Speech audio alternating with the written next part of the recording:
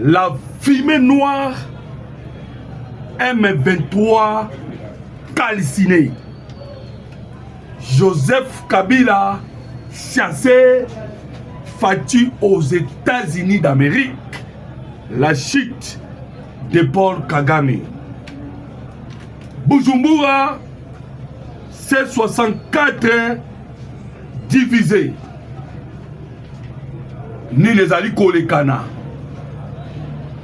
Mbote nabino ba papa, mbote nabino ba maman, mbote na bandeko ba Congolais nyonso, te partout. O bozali kolanda biso na ba chaîne na bino, chaîne na biso. Bandeko ba Congolais, tozana esengo, esengo, koya kobeta elongo na bino, actualité ainsi que des analyses. Yamakambo etali la République démocratique du Congo, mboka na bino, mboka na biso. Bandeko ba Congolais, hey, awa tozolisa na bino, tozana esengo. Notre joie ezali nini? Ezake, en dépit de tout, victoire ezana kanabiso. Donc tosenga bino bandeko ba Congolais, topé sa confiance na Félix Antoine Tshisekedi Tshilombo. Pourquoi? Parce que awa tozolisa salabino ba nouvelle outi kokweya ya esengo. Tozobeta na bino masolo awa bozoyeba nini ezali kolekana en ce moment na au plateau de Fizi, de Mwenga ainsi que d'Uvira. Match baluki bandeko ba Congolais. Hey, bandeko baluka ki bayeba la situation ya point zéro. Awa tozo tangela bino ba témoignage ya bandeko ba Congolais au baza en ce moment na front bokoyo kangwa wana kati ya émission. Alors bandeko boko bima satisfait. Pourquoi? Parce que l'ultimatum de Paul Kagame ou alobaki pour que à kota katanga le 10 juillet awa tozo isana bino bandeko na mai. Alors tozo beta lisolo bokoyeba awa les ibou ya bayi FARDC force spéciale ba baloli match tozo solo lango awa bandeko ba Congolais. Moïse Nyaougabo a outi koloba. Azaria Soubewa a outi koloba. Je vous dis que babandi déjà sous là. Zone dansement peuplé, zone dansement peuplé. Boyi bango ndenge balobaka. Alors tous obete solo na bandeko ba Congolais awa na kati ya émission. Tozo solo là makambo elekana kilobi na Burundi. Evariste Ndayishimiye a dépiécé. Bandeko ba Congolais, Evariste Ndayishimiye a dépiécé les lignes rouges. Oyo, opposition à Tchaki. Nakobima na bango, mutu na mutu, azui langage na ye. Fayulu, abimina langage na ye. Jama Kaboun, abimina langage na ye. Sesanga, abimina langage na ye. Et ba siliki koleka, ezali basango ya SSC 5 et il va s'exprimer na munoko ya frigolin en mbongo. Bandeko ba Congolais en mbongo aleli na kisango eza munoko de mangala Centrafrique. Tozo beta masolo bandeko bokoyoka maloba ya en mbongo ndenge aleli sur l'échec ya plein na bango au bakendaki nango na niveau ya Burundi. Tozo beta lisolo ya réunion ya conseil de sécurité ya Nations Unies. Place nini le président Tshisekedi a quelque participer et a co-présider. Tout ça qui bino déjà bandeko ba Congolais que mois juillet et kozala mois moko ya opesimbwa mbwa boyi et kozala mois ya moto. Alors, tozobeta pe lisolo wana. Bandeko, boyo kasikoyo, lisolo musu tozobeta na bino. Lisolo wana eza lisolo ya somo. Bandeko, je vous dis que ngonga ya Afrique ekoki nazotela bino video boyoka bino moko video botala Emmanuel Macron a craché sur l'Afrique. Macron a menacé Afrique mobimba. Bandeko, na kotela bino video ya Emmanuel Macron bokoyoka ndenge a menacé Afrique mobimba. Et vous savez pourquoi? Toyebisaki Macron que biso Congo toko s'en charger na ye. Ba Mali, ba Burkina Faso, ba Niger, les a mboka muke. Ah déjà République démocratique du Congo simi Macron bandeko somo mingi. Boyebi bien que ah on a na sala ka ba GT. Na ya kapona makambo tali Congo. Donc na tela bino vidéo ya Macron na ba rebelle. Bomona yango. Na la kisa bino photo ya ba mercenaires français autokangi. Alors lelo nazo tela bino pe vidéo comme ça okomona na misu na yo moko nini vidéo yane ezali ya nini. Alors bandeko toko répondre en 5 points na situation ya Nord et Sud Kivu. Et puis toko ya kosukisa na ba retombées concret ya Mokonzamboka Félix Antoine Tshisekedi Tshilombo aux États-Unis d'Amérique. Avantage yango ezani pour la République démocratique du Congo. Matondo mingi na bino bandeko awa toyebisaka na bino ke soko ekolanda émission na biso benga papa benga mama benga bana bavanda na kiti poto solola makambo ya mboka Congo. Tozo senga au koti au aimer au koti au partager. Pourquoi tango aimer mbalmo yoti ba tindela pe congolais mususu. Tango partager mbalmo congolais mususu pazo eba situation ezo lekana ezanini. Tokoti mamona mama makambo bandeko. Qu'est-ce qui s'est passé dans Bujumbura après rencontre ya Evariste Ndayishimiye? Bandeko ba congolais bayi sauvo le Congo baleli José Makila aleli Franck Djongo aleli Passer Saïba aleli bandeko boyo kananu kolela na bango. Et après sikoyo toyebisa bino makambo eleki na Bujumbura eza nini oyo babimi lokwa tour de Babel. Awa tozoyebisa na bino bakotisi réunion pour que baluka ndenge nini bakoki kozwa liloba moko parce que diversion ekoti. Fayulu alobi po matabo kita ngai Fayulu na yebisi bino ke le mouvement M23 ezali rébellion. Jean-Marc Kaboun abi soto obi que mouvement M23 est rébellion. Tozo pesa Tshisekedi avantage. Mouvement M23 est en opposition armée. C'est ça qu'on appelle obi mouvement M23 opposition armée.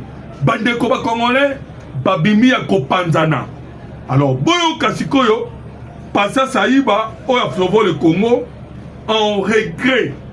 Mais bandeko, ce que nous avons constaté kuna na niveau ya Bujumbura na Burundi ezande vraiment au pesimbo mbo boyi bandeko ba congolais. Boyo kananu le général Neva reçoit les opposants à tour de rôle. Boki makamu général Neva sali ayami bango à tour de rôle. Na 10h30 ayambaki Jean-Marc Kaboun. Quand Jean-Marc Kaboun a koti a présenté un dossier. Na dossier Jean-Marc Kaboun a présenté. Jean-Marc Kaboun a dit non. Démission. Il y a Félix Tshisekedi. Transition. Il y a 2 ans avec Senko. Et c'est Jean-Marc Kaboun a singui le retour de Joseph Kabila, de Nanga et les élections. Kabunda Kabundu. Atangi Atali Kambuya. Oh, les guerres imposées par le Rwanda. Oh boy. Et l'autre côté. C'est Sangapé à son tour. Tant que c'est Sangapé ailleurs, il n'y a pas l'obika ndenge moko. Démission à Tshisekedi. Transition il y a 2 ans. Avec la Senko côté sa transition, dialogue dirigé par Senko pour la transition à 2 ans, sans Tshisekedi, et ainsi de suite. Bande Koba Congolais, Wana Bozolanda, Ezali, Makanisamo, mais Makepa et Paris de la chimie. Alors, à Bokoyo, Kasikoyo, la réponse, il y a Évariste Ndayishimiye. Alors, Boyo Kalisusu, Awa, 3 déclarations contradictoires. Il y a ma membre, il y a C64. Boyoka, Frank Djongo Alobi Boy. L'AFC 123 n'est pas une rébellion, c'est une révolution constitutionnelle. Bien qu'Akenda quitté, mais la musique, il est aussi membre. Il y a C64. Abimisi Langage na Alobi Bongo. Martin Fayou Alobi, il ne s'agit pas d'une opposition armée, mais d'une rébellion. Cette Kikouni, le M23 est une opposition armée. Donc, aujourd'hui cette Kikouni, aujourd'hui Frank Djongo, aujourd'hui Jama Kabound, aujourd'hui Sesanga, Bazana Oya Bangonzira. Tant au Kozosko Fayoulou, aujourd'hui na équipe na ya soi-disant la Mouka, Bazana Ndira Nae. Bande Koba Congolais, je vous dis que Basango en colère. Dans d'autres sabino photo, je vous dis que ce que mon photo, on peut regretter. On peut regretter, bateau balbaga ke basambelaka. En tout cas, et ça ne sont pas si ming. Naza akacha koluka photo wana, na kotangi la binongo, bokoyoka, bokomona, que basango en colère contre Nani, contre Évariste Ndayishimiye. Pourquoi? Parce que Évariste Ndayishimiye, makambo asali et c'est per ici bangote. Donc, au comment on a une image, que ça ne va pas. Bon, Kasiko Baï Kabila ndenge balobi. On avance bandeko. Bon, on a ko bête la bino ndenge match baluki wapi na Est République démocratique du Congo. Match baluki na point 0. Les Ibou ont surpris l'armée rwandaise. Kaka ndenge bolelaki. Nazo bête bino le solo na ngo. Mais boyo kana nous plutôt pas les hauts et continue à Bujumbura. Ba communicateur ya ba M23. Balobi Tshisekedi les a dribblés. Balinga te Tshisekedi a kobimisaka au changer constitution. A dribblé bango. Boyo kabande ko ba Congolais. Abandon no lukuta, wo José Makila mtazoloba, alobi boye. La famille politique du président Honoré Joseph Kabila a bel et bien reçu l'invitation émanant du cabinet du président Évariste Ndayishimiye. Le Vunu, le Kuta, Babengaki Kabila te. Après une analyse attentive de cette démarche, elle a estimé en raison de certaines incohérences qu'il n'était ni opportun ni judiciaire d'y donner suite. En revanche, je considère qu'il serait irresponsable de porter un jugement par patata. Mais boyoka, makanisi bango. Balobi, restons autour des mêmes idéaux, des mêmes objectifs. C'est de barrer la route à toutes les dérives autoritaires, œuvrant ensemble à l'avènement d'une véritable alternance en République démocratique du Congo. En revanche, je considère qu'il serait, boyoka, les combats que nous menons ensemble pour mettre fin à la dictature et la tyrannie de M. Tshilombo exigent la mobilisation. Et nous constatons que Évariste Ndayishimiye est complice de Tshisekedi. Il fait partie de la crise. Wana Malobaya, Bayi, sauvons le Congo, Bata Kabila.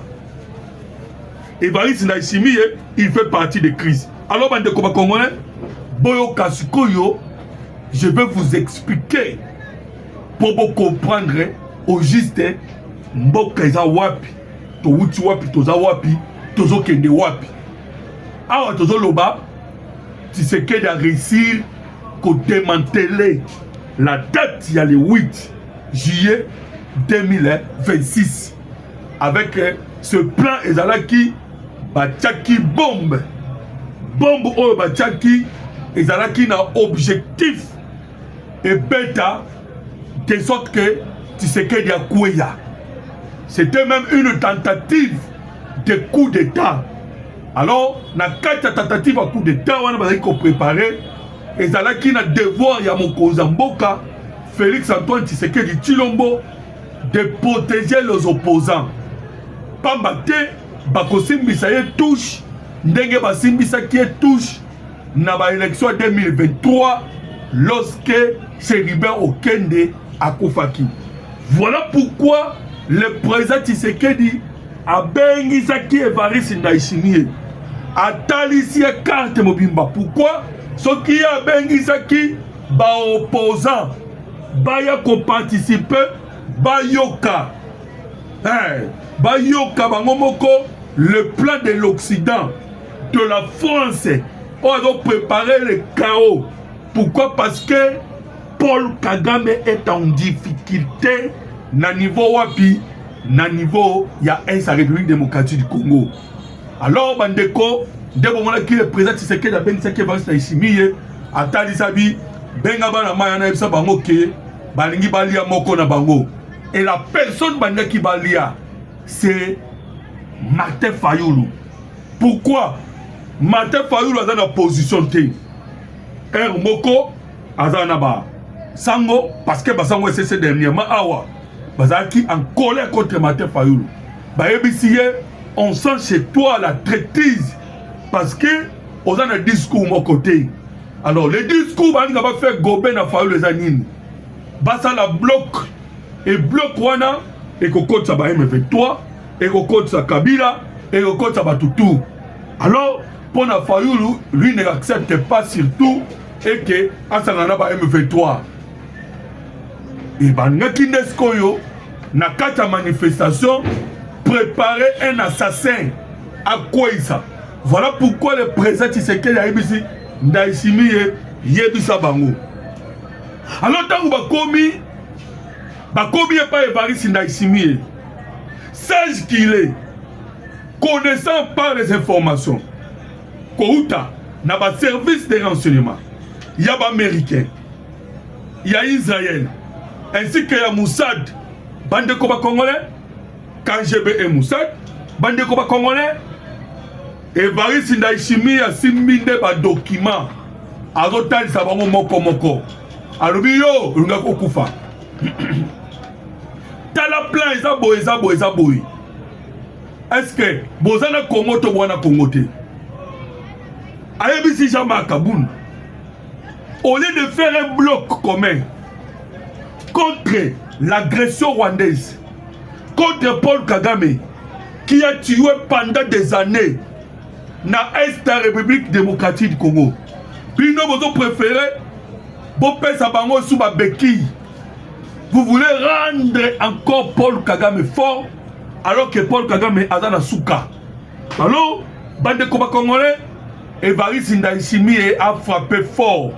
Et vous savez pourquoi Évariste Ndayishimiye a pris la mission na Kobombe la binoté. De Komoko Komele Kingai, ah mais Mouloto yo, aujourd'hui mais ça va secret d'État. Je vous dis, ça c'est une vérité. C'est une vérité qu'on ne doit pas cacher. Et ça dit ma stratégie, il y a président Tshisekedi. Et ma benga kayango forum shopping. Et le forum shopping, et ça dit même eloko oyo boyokaki forum shopping ana Kagame Salaka. Bande Koba Congolais, to signale l'accord de Washington depuis le 4 décembre 2025. Et Kagame continue, il y a Kokota Basodani na Congo. Et en même temps, il utilise le forum shopping. Pourquoi? Il voit les dangers. Tu sais qu'il a bien que Paul Kagame attend la classe. Il y a guerre psychologique. C'est un commando formé par les Américains. Mais Dieu merci, Bishop Tozui, président Tshisekedi, qui est aussi bien formé. Mais dans ma marketing. Donc, on a parole de conviction. Voilà pourquoi ils ont démantelé Kagame. Alors, dans le pays du solo, il y a des retombées concrètes. Il y a Nini, il y a l'arrivée de la République démocratique du Congo, wapi na Conseil de sécurité. Et pourquoi le président Tshisekedi en personne a préféré Yemoko Kende aux États-Unis d'Amérique, bande ko congolais, dans un bête la bino solo wana. Mais vous comprenez que en tozo banabino to utiliser les stratégies à forum shopping. Cela veut dire là où il y avait un plan préparé pour déstabiliser la ville-province de Kinshasa, bon, Tomé Mabango n'a isolé pas Évariste Ndayishimiye. Voilà maintenant cette pression qui koya. Mbalamo ko za écarté. Ah tozo banabino le 22 wane ko za la sans impact parce que tout ce qui a été préparé pour le 8 ah tozo banabino ekoi. Alors bandeko awa sikoyo nazo betela bino di solo boyoka situation mboka Congo place tozo kende. Na yebisa kibino que le 8 ezaki plan ya kobomo opposant moko. Tshisekedi azala noisi. Maintenant, nanyangaka boma, c'est toujours banguna mboka Congo. Bacha sikoyo, likambo pas fachi. Voilà pourquoi le président colère a Kedaki Congo Brazzaville. Pour nous mettre en garde les vieux Sassou. To katisi sikoyo, na la date il y a le 9. Le 9 est arrivé. Il y a États-Unis d'Amérique. Otoko benga des envoyés spéciaux américains. Bazoya na Esa Congo. Bakende ko vérifier la présence. Il y a des militaires rwandais ba quitter ou pas. Mais je vous informe, wane sengi na tangi la binongo, que déjà na date il y a les 4. Il y a les 4 juillet Oyo. Kagame déjà bima qui n'emploie ça. À Lobi Boy, nous, les Rwandais, nous n'allons demander l'autorisation à personne pour nos mesures défensives Nabiso et pour notre protection à Rwanda. Donc, c'est-à-dire, nous avons une autorisation ni les États-Unis d'Amérique, ni le gouvernement congolais pour que ça va militaire na bango na sol ya Congo. Alors, lobby, bande koba congolais.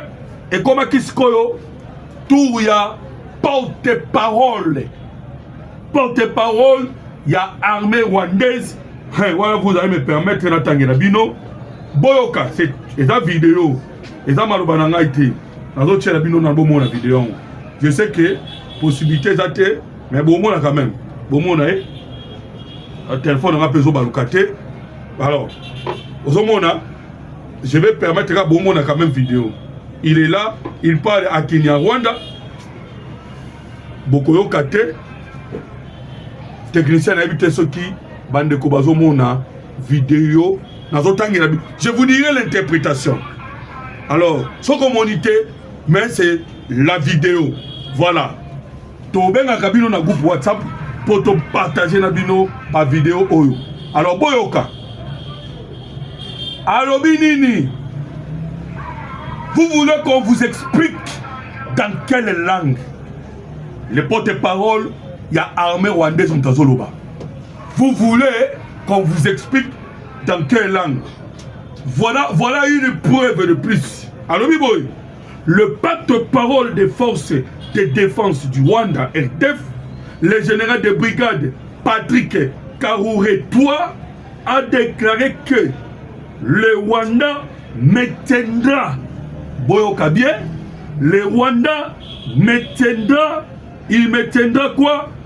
Ces mesures défensives et continuera à déployer des militaires au Congo. À Batamite, à Lobiango, tout haut. Abakisi, Boyoka Sikoyo analyse. Je crois que cette déclaration va à la contre de l'accord signé à Washington pour la paix dans la sous-région. Nous comprenons maintenant qui bloque réellement les négociations entre le M23 et la République démocratique du Congo depuis Luanda, Nairobi et Doha.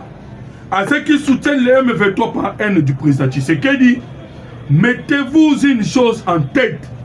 Vous êtes d'abord Congolais, Avant toute autre chose, le Congo n'est pas une extension du Rwanda. Notre ennemi ne devra jamais être un autre Congolais. Bande komanga ba Congolais na kotanga document no sauté, mais na lingi ndeko mususu soit interprété kango mot à mot. Et boyoka déclaration il y a porte-parole, il y a armée rwandaise et je vous dirai la suite parce que je connais que bozolanda po boyeba situation ya mboka touti wapi toza wapi pe tozokende wapi boyoka le Rwanda s'en fout des États-Unis d'Amérique. Nous ne quitterons jamais la République démocratique du Congo, le porte-parole de RDF.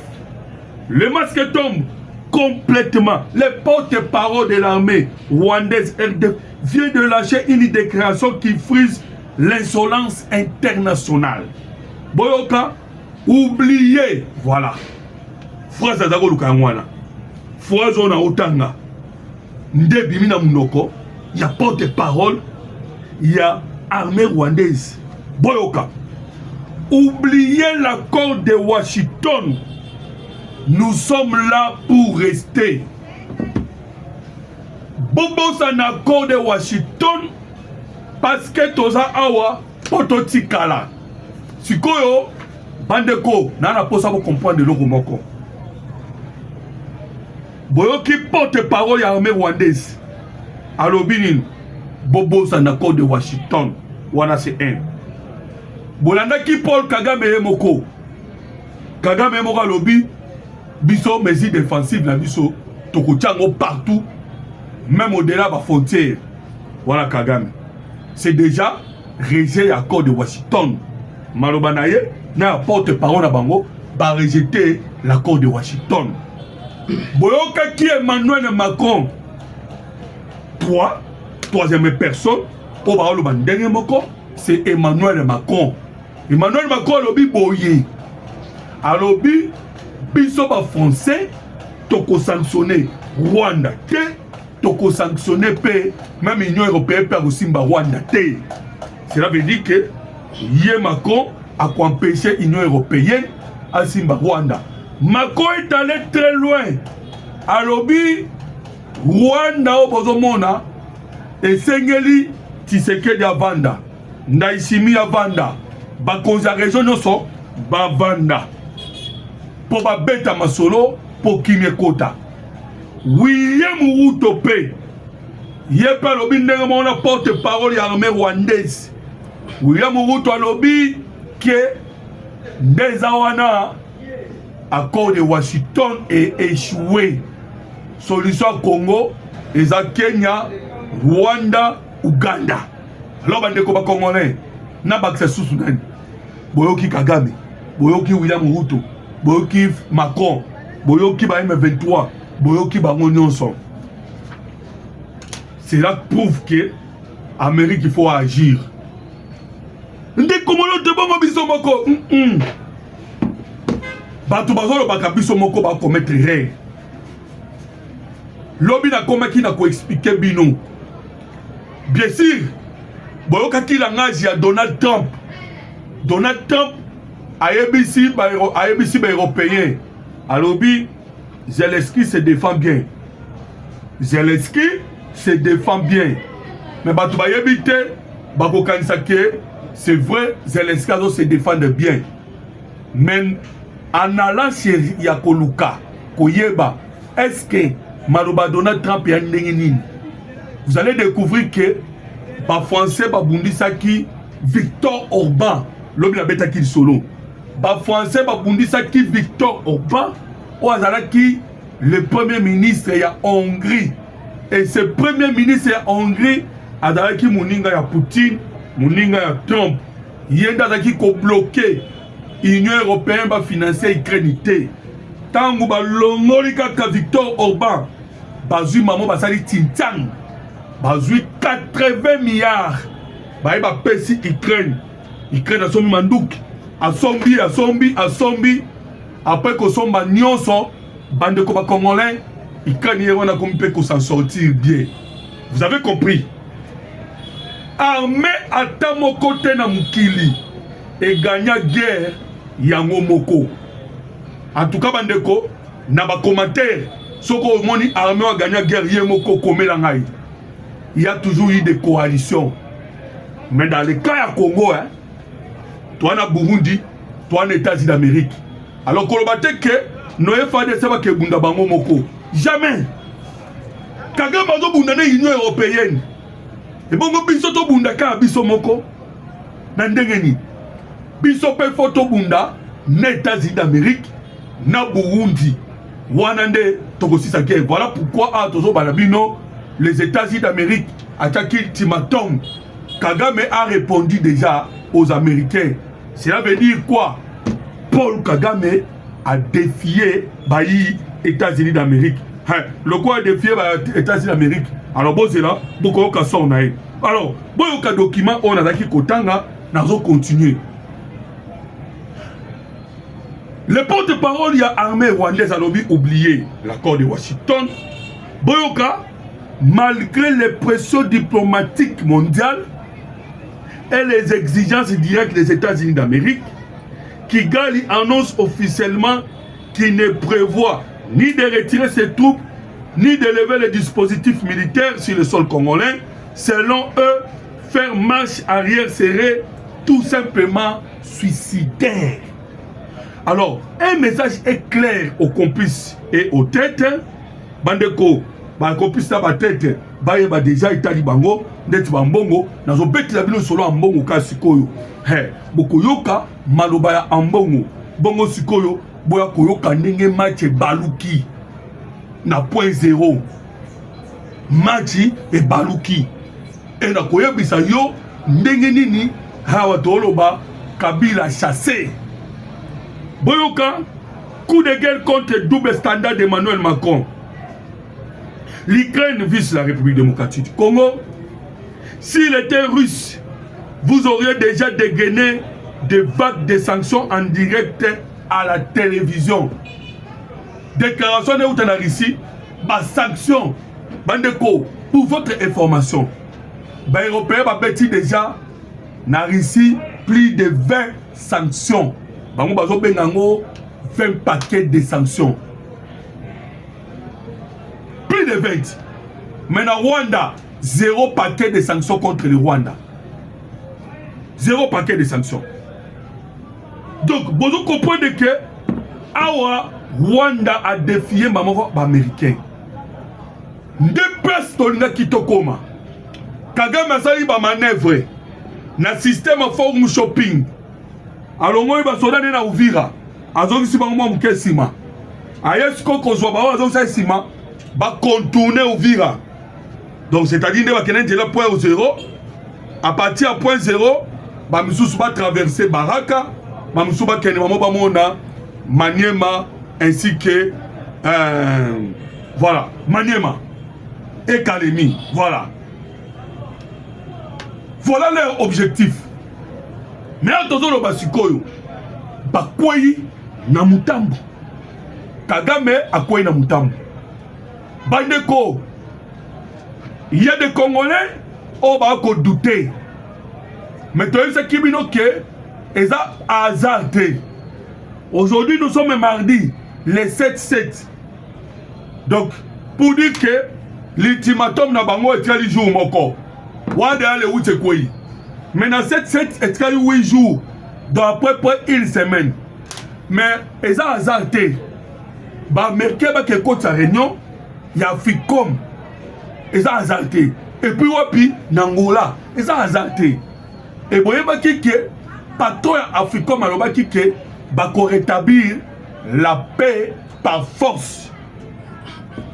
La paix par force. Et vous pensez que ça va mentir? L'homme le mettra qui vient du solo. Ba meke ba ke kobeta na Nigeria. Même Tinubu a pas quitté. Le président nigérien.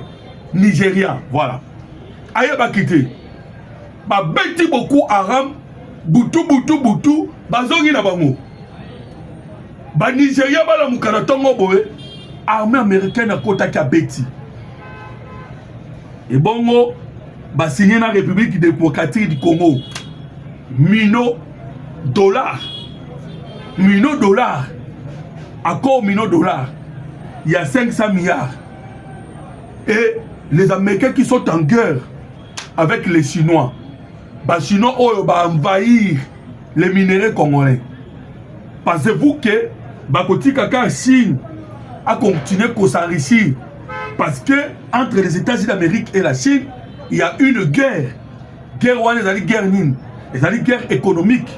Parce que jusque-là, l'Amérique a tenir toujours la puissance économique. Mais la Chine a obtenu la puissance commerciale. Oyo, ils allaient satisfaire les Américains. Parce que le Chinois va comme puissant financièrement plus que les Américains. Et ils ont si richesse et cette puissance va matière première de la République démocratique du Congo. Et les Américains ont dit voilà pourquoi pour ne couper ta Paul Kagame bien parce que le Rwanda est un pays victime. Pour les Congolais, beta Rwanda, beta Rwanda ngulu te. Le Rwanda est un pays victime. Oyo ba obtenant génocide ya Rwanda. Et génocide dans notre commettant c'est Paul Kagame. Pourquoi? Parce que pour que le Rwanda comme intouchable, à côté de Congo, aïba minéra pesa ba américain, yé ayasko kostala ko créer l'empire Imatuti. Ngaina okotie ko la sabino. Soit occasion tanga livre ya Charles Onana. Vous allez voir que tous les plans a wandeza bona livre oyo okoye baba secret nyonso depuis 1996 jusqu'à 2002. On va voir un rapport ma ping. Awawa. Oh, le royaume Imatuti. Charles Onana. Et lorsque j'ai suivi Emmanuel Macron, lorsque Bazo ne savait pas journaliste, mais aujourd'hui, que ce qui se passe au Soudan, Ezali, génocide. Macron dit non. Génocide, pour nous comme un génocide, il faut les historiens, il faut les journalistes, il faut les témoignages, il faut la justice. Abimi c'est la liste mobimba. Mais les historiens ba moyeyo. Abengana Charles Onana na France. Macron bomona. Abengana Charles Onana. Donc, nous vous disons que Kobeta Rwanda, il faut que l'on a d'abord Bitumbaya opinion. Wapi na Nations Unies. Le Rwanda est le 3e contributeur. Il y a un casque bleu. Tala comprendre basalaki. Et pourquoi ba nombre bandeko ba uti kolobango 20e rapport des experts des Nations Unies. 20e rapport des experts des Nations Unies. Donc, bakomi. Oye kozwa rapport mapping. Et ça, c'est les Nations Unies. Mais qu'est-ce qui fait que il y a eu même la résolution 2773 Oyo et cité Rwanda. Que Rwanda azali nani azali mutako commettre ba crime na Congo. Mais au monde balobi ba casque bleu balongwa. Ya ONU, ya Rwanda. Plus de 7000 casques bleus. Donc Rwanda, selon l'ONU, c'est un acteur pour rétablir la paix.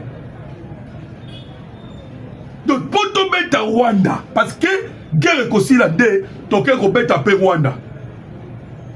Pour tomber à Rwanda militairement, il faut d'abord te convaincre le Conseil de sécurité. Ndeye moko le président Tshisekedi na mois de juillet, bandeko bokoyoka makambo na mois de juillet. Moi oyo tozali bokoyoka makambo. Ultimatum ezali 15 kaka mois de juillet oyo le président Tshisekedi na Conseil de sécurité. Alors boyoka sikoyo parce que awa tozali salabino ke eyindeli bango bakanisa kike ndenge baye c'est fini bakokota Kalemi. Mais nzokande bazalaki piégé. Nazotangela bino témoignage ya ndeko moko awa zoloba na niveau wapi na niveau ya est ya République démocratique du Congo zela boyoka témoignage bandeko to aimer émission to commenter to partager to aimer to commenter to partager boyoka nanu avant la tangela bino boyoka nanu ambongo avant la pesa bino situation ya est la République démocratique du Congo boyoka nanu ambongo en colère na ndenge nini parce que amoni plan na bango est échoué complètement et bokoyoka réponse tozopesa na bango plan échoué complètement. Je ne sais pas si vous avez la photo. Mais des photos circulent déjà dans les réseaux sociaux. Photos. Ils ont circulé dans les réseaux sociaux. Si vous avez vraiment, je regrette. Je regrette beaucoup. Alors, on a interprété photo. Bon, on a vu que nous avons lobby. Bon, on a vu na este, na situation ya point zéro. Na photo, tozomona Eric Senga, tozomona Donatien Chole, tozomona Ejibaya Mapia, tozomona bango tout bavandi na secrétaire na bango ya bayi SSS5 Evariste Ndayishimiye avandi si bango place moko bango balobi te biso tokovanda place moko te tokota nzela mote te Evariste Ndayishimiye bibino boza banganga nzambe bovanda place moko. Je vous dis bande ko ba congolais sont les très fâchés photos Zolba. Eric Senga très fâché mais Ejibaya Mapia tout joyeux. Alors vous comprenez pourquoi bandeko? Pourquoi nous sommes là? C'est parce qu'ils sont dessus. Baza dessus parce que bombe na bango bachaki e uti kokoya. Pourquoi tolo babongo boyo kasikoyo malobaya mon seigneur soi-disant boy skizenga avec beaucoup de respect la respectaka. Dans la biso to koli, toi génération to koli avec l'église catholique. Hein? To vanda na l'église catholique, to koli wana. On ne peut pas permettre manque à respect. Mais bandeko wana basale la vraiment nzambete. Basale la nzambete. Nous on a grandi dans l'église catholique. Hein? On a grandi dans l'église catholique. Boyoka, d'abord on a nous na page à Basenko Balobini. Chers fidèles catholiques, en bon Mtazoloba, retenez ceci. S'il y a quelqu'un qui aime ce pays, la République démocratique du Congo, ce sont nous, vos pères évêques, et non les politiciens qui cherchent leurs intérêts personnels en utilisant votre nom. Wanazobo qui l'a déjà. Fayoulou, c'est ça, Jama Kaboun. Très déçu, na Bujumbura. Azobo qui l'a Boyoka. En utilisant votre nom. Nous évêques ne cherchons ni l'argent, ni de position. Nous recherchons uniquement les biens du peuple congolais. Méfiez-vous de ces politiciens. Alléluia. Yama Sakibinoke, Ambongo, Alléluia. Boyoka. Fidèle cardinal Ambongo lors de la célébration eucharistique patati patata na otanga no sauté. Alors, Bandeko, Boyoka Sukoyo, toujours répondre Ambongo. Ambongo. Ozali na kati ya ba contradiction. Boyoka, qui défend réellement le peuple congolais? Pour Ambongo a bien défendre le peuple congolais. Mais tout le monde qui est dans la vidéo, accueilli dans Rwanda, à l'objet, j'admire Paul Kagame. Au moment où l'évêque y a Rwanda, Bazolo Bamasisi y a Bango, Hutu y a Bango. Mais Ambongo qui est dans Rwanda, à l'objet, il a admiré Paul Kagame. Mais ceux qui ont été évêque Moussou, parce qu'il a parlé des évêques. Évêque Moussou sous ses Mouteba. Mouteba lobby, Kagame nous a donné l'argent. Vidéo Ezali. Est-ce que Batona Balingi, une personne comme Kagame, n'a outil content qu'il a bien communiqué, il y a porte-parole, il y a armée rwandaise à lobby Ninyawa. Bakofanda na Congo, oh accord de Washington, Bobo Kayango. Mais Bandeko, bokomi tout na question pourquoi en bongo na chole bazalaka na kanda ya Félix Antoine Tshisekedi Tshilombo ezaka pour na gratuité enseignement bande koma congolais ezali gratuité ya enseignement. Donc ce qui contribue na crise ya République démocratique du Congo, ils sont là. Batika komema biso na ba midi à 14h. Oh balingi mboka, c'est du mensonge, pe ezali pire mensonge. Bande kolanga ba congolais, nous vous disons la vérité que c'est un mensonge. Ah tozo banabino basiliki pambate pourquoi bakanisa ki ke na Bujumbura eloko malonga ekobima mais eloko côté ebimi na Bujumbura. Alors boyo kaskoyo situation ya est ya République démocratique du Congo en ce moment ni nezali kolekana boyoka parce que d'abord l'armée congolaise a outia nous d'abord yoka boyoka un communiqué de l'armée congolaise FARDC indique que contrairement aux informations erronées qui circulent sur la toile depuis ce matin, la ville de Baraka, la cité de Fizi et la localité de Moulima demeurent sous contrôle de nos FARDC. Bandeko, même point zéro. Partagez.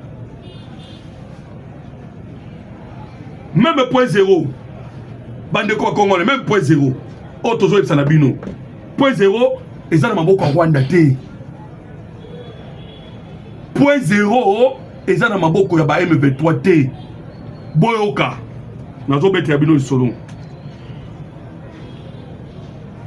Guerre du M23. Boyoka. L'essentiel de la situation sécuritaire dans les hauts plateaux de la province du Sud Kivu. La ville de Baraka et le chef-lieu du territoire de Fizi restent calmes malgré une propagande poussée de rebelles du M23 et de leurs alliés. Le FARDC contrôle Moulima et plusieurs autres entités dans le profondeur en secteur de Mutambala, en groupement de Basilocha, territoire de Fizi, non loin du point zéro. Non loin du point zéro. Et ça contrôlé par les FARDC. Dans le groupement de Basimukindi, en secteur du Tomboué, territoire de Mwenga, selon 3 sources crédibles et indépendantes, les forces armées de la République démocratique du Congo font une ceinture environ moins de 25 km du point zéro. Basali ceinture. Congolais yoka. Nazo continuer kotangela bino. Le kouta et le kebele. Basali ceinture, c'est-à-dire ils ont encerclé point zéro. Et sa stratégie. Ah, tozolo balabino matanga na Rwanda. Matanga na Rwanda. Boyoka. 3 parce que nabaki ils ont 5 situations. Il y a la République démocratique. 3. Les rebelles de Turanarero, Red Tabara et les M23, tous les alliés du Rwanda, n'ont pas encore défait les forces armées de la République démocratique du Congo au sol. Ngamoko, Nabibien, Ngamoko. Soda Bengingaï. Soda la République démocratique du Congo Bengingaï. C'est un hibou. Nekomono tonanandakayo awa. C'est vrai. C'est H4. Ils ont bombardé. Ils ont pilonné. C'est vrai la France a tiré par Otobengi ba missile naïe. France a perçu avec un système de brillage électronique. A tiré par un brillage électronique. A tiré par un antidrone. Ba missile solaire. À la Matisse c'est H4. A Matisse ba donne kamikaze pour pilonner biso. Ba pilona kipé. C'est vrai. Les militaires n'abisso andimi. Mais il y a une résistance. Et soldats ebisinga boye. Nde komoloto belela bakonzi. Trahison ezali. Mais naboya ki koyebisa ye parce que c'est un militaire. Namoy Kosi, netolo baboazo la nangai. Les stratégies armées, à un moment, même soldats, il y a Molongo à Yebakate. Donc, Kabazaki Kosa et la M23 sentir le même système au Kanganango, les 26 Français. Les 26 Français autozoa Namaboko. Tolobi ba Kufa Kite, mais autozoa Namaboko. Ba Français. Oh, ils ont Boki, Makwazo les tongo midi pourquoi? Je vous dis, sentir des salamaki na point zéro.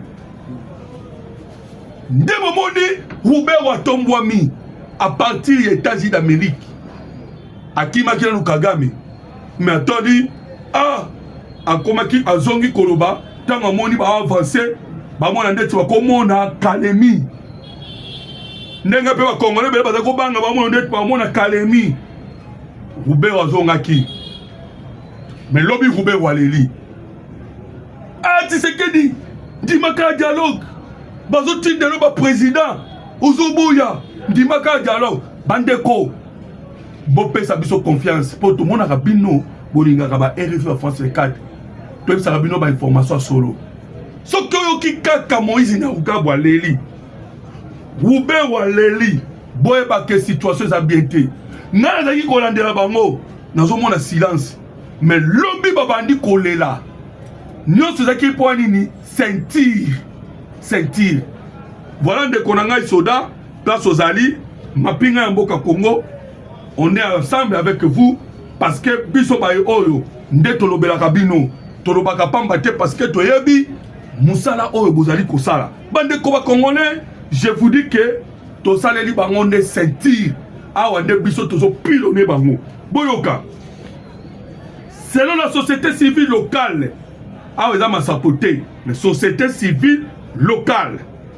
Les forces armées congolaises restent mobilisées pour protéger et défendre la population.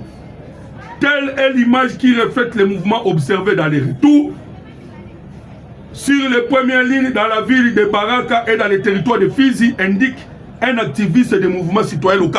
Là, je vais expliquer le comment. Ndekomoka benga kinga episinga, mais ndekomoloto. Tosali 5 mois. Potokoma na minembo. Mais bango babeti kaka 2 semaines bakomi na minembo. Vous imaginez, ils sont ça la mandenge nini. Nazo expliquer pour ba Congolais so ba comprendre. Biso to bunda na mabele na biso. Et on a le devoir de protéger la population civile. Lobby nazaki kotanga communiquer ba FRDC na ebite so isa ba Rwanda so isa ba nani. Ah, botika ba FARDC, botika. Oh, les FARDC bazaki ko signifier na ba Congolais, na communiquer na bango. Bazota isa ba Congolais ke na kata guerre ba bombardaka ba civilité. Mais qu'est-ce que Kagame salaka? Oh, mon akazo ba victoire rapide. Azoya na mbongo pona ba trahison. Azo salela les satellites ya France. Oyo epesaka ba positionnement ya ba FARDC na biso. Et bazo bombarder Sikoyo en désordre. A petit na pas la population civile bazali. Mutu tout avant na mboka yebi. Biso ba eto toleka leka na mboka ebele. Nous savons que ce qu'on a na mboka tel au cause na maîtrise ya batu. Ba vanda quand même na 10 mboka. Oye bien tel na mboka kuna, oye bien tel na mboka kuna. Donc ce qui ka bord et beti na mboka kuna, information et panique ka raison na mobimba. Voilà pourquoi Paul Kagame a joué la victoire en Mangou. Parce que les Français ont pété positionnement de la FARDC. Bango ba zui ba donne ba beti parce que baza diana ba donner o ba Français ba pété bango. Tant que ba ko beta malamo ko population zui panique et boye ba kapé soda pays fait partie de la population. Voilà ce qui justifie ba attaque na bango de avancer rapide. Alors les FARDC ça sur ba mayeli. Na kata panique wana ba créer la bango sentir ndebo moni cimetière de Kanombe na Rwanda tonda et loko tondi sa yango wana pona ba sentir.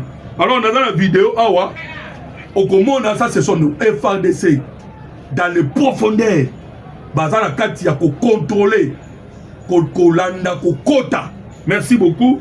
Soko monamote bozalaka poser na suka topesa numéro et puis bokoyoka.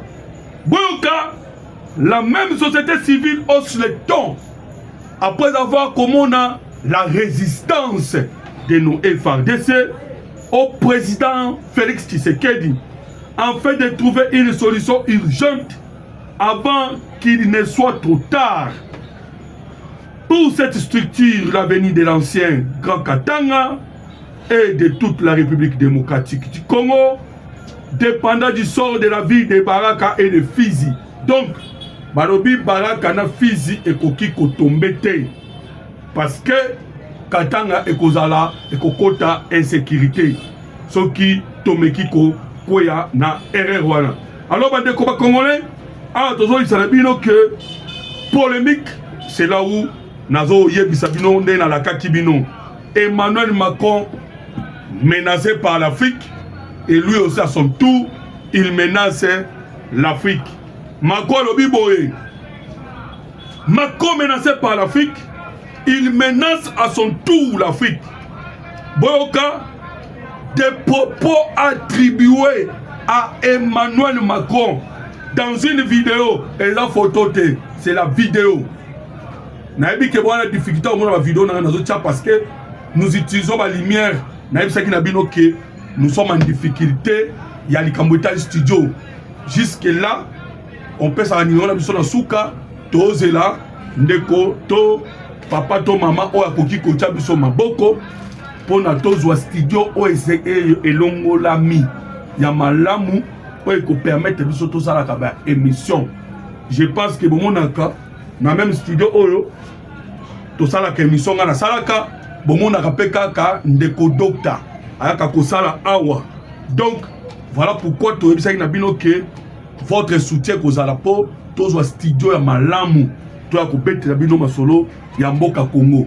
Donc ah tozwa bino c'est fini pour la France Afrique. Macron a craché ni boyoka ba popo o eza attribué na Emmanuel Macron. Bande ko balingi numéro de téléphone na kopesa na suka parce que na monde ba commentaire bato na kopesa numéro de téléphone na suka. Boyoka d'abord Maluba Emmanuel Macron. Si les pays, voilà Macron d'Azoloba, si les pays africains refusent de coopérer avec la France, nous allons nous imposer et chasser tous les Africains de France, même ceux qui ont la nationalité française, a déclaré Emmanuel Macron. Bande qu'on a vu sur la France, Boza est belé et belé. Naoka qui joue wana ndeko docteur après son conseil. Ayebisa ki na binoni. Bosomba mabele na Kinshasa. Boya kosomba et comme il a moins cher. Et puis ndeko moko abetela ki biso lisolo ya makambo elekana kana ga Katanga. Bakasaye bakena ga Katanga. Batongi bandako basundoli Kasai tango yindaki bazaki en difficulté. Omoni Macron abandi kobimisa na mpwasa o ezalaki la kuku o akobenga na bafricain nyonso na France. Mais tant pis mais yo papa mama France eza mboka ya binote, France eza ya binote, Italie eza mboka ya binote. Ouais, maman Chantal a Hollande ngai. Aïe bah que Italie ça été. D'ailleurs maman Chantal a qui bien que bientôt zozonga nai. Écoute déjà. Bon aboya ratolo ba makamne mingi. Mais il y a déjà ça mona na musika. Les Cambo Italie, ba français, ba italien, ba européen. Ndeko somba na Congo. Alors, matondo mingi na bino pourquoi? Parce que vous allez qui ebele vous allez kolanda biso en direct. Na chaîne na bino chaîne na biso pour na likambo etali mokonza mboka azokende déjà États-Unis d'Amérique na yebisi bino déjà to aimer émission to commenter to partager contactez-nous na piste 143 89 40 330 80 piste 143 89 40 330 80 Zamba Pambola bino à la prochaine.